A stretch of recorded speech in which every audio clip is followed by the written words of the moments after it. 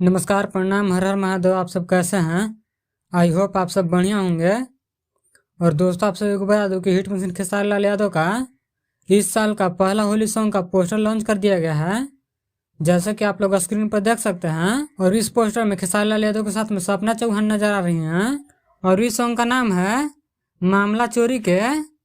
और इस सॉन्ग को लिखे हैं कृष्णा बेदर्दी और म्यूजिक दिए हैं आर्या शर्मा।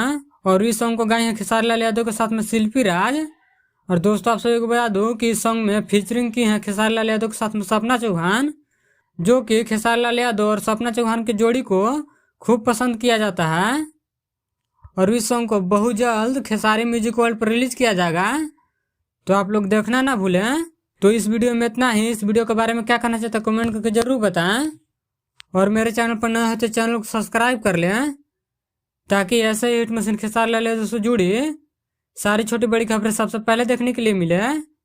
तो मिलते हैं अगले वीडियो में, तब तक के लिए जय हिंद।